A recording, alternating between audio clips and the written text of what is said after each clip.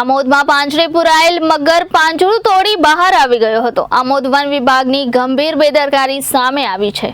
મળતી માહિતી પ્રમાણે આમોદ વન વિભાગના કર્મીઓએ ગતરોજ સાંજના સમયે દેનવા ગામેથી એક મહાકાય મગરનું રેસ્ક્યુ કરીને પાંજરામાં પૂરવામાં આવ્યો હતો અને પાંજરે પૂરેલ મગરને વન કચેરી ખાતે મૂકવામાં આવ્યો હતો। ગત રાત્રિના અંદાજિત 12:30 થી 1 વાગ્યાના અરસામાં મગર પાંજરામાંથી બહાર આવી ગયો હતો અને ગાય ઉપર હુમલો કરવાનો પ્રયાસ કર્યો હતો। જોકે સદનસીબે મગરના હુમલાથી ગાયનો આબાદ બચાવ થયો હતો।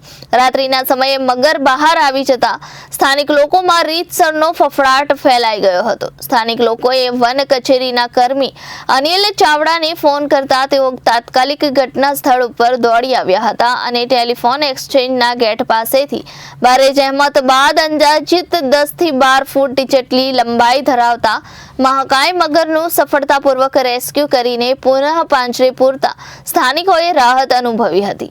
નોંધનીય છે કે ક્યાંક ને ક્યાંક વન વિભાગની પણ ગંભીર બેદરકારી હોય તેમ ચર્ચાઈ રહ્યું છે, કારણ કે પાંજરે પુરાયેલ મગર પાંજરા બહાર આવ્યો કઈ રીતે?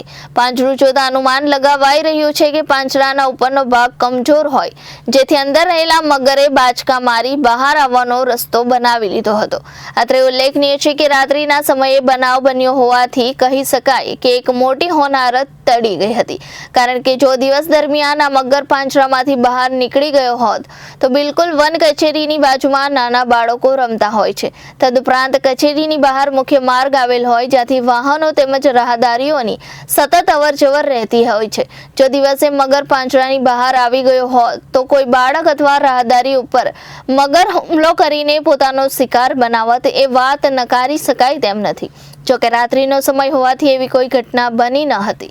સુરક્ષિત રીતે પુનઃ મગરને પાંજરે પૂરવામાં આવ્યો હતો, જેથી સ્થાનિકો સહિત વન કર્મી અનિલ ચાવડાએ પણ રાહતનો શ્વાસ લીધો હતો।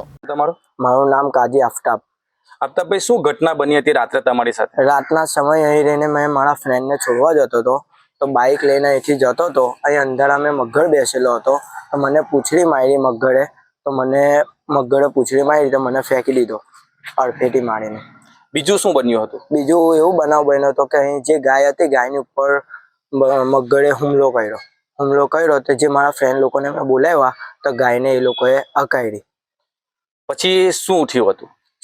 પછી અનિલભાઈ, એના કર્મચારી અનિલભાઈ છે, એમને મારા ફ્રેન્ડ લોકોએ અમે ફોન કર્યો, એ અહીં આવ્યા, અમે અહીં મગરને પકડીને અમે હેલ્પ કરવા લાગી। પછી એ લોકોએ પિંજરામાં પૂરી ને અહીં જંગલ ખાતામાં પાછા લાવ્યા ત્યાંથી। કેટલાક લોકોએ તમે એમને મદદથી અમે મિનિમમ 11 થી 12 જણા હતા અમે, ને એ લોકોના 5-6 જણા હતા। Bureau report Janadesh news Bharuch.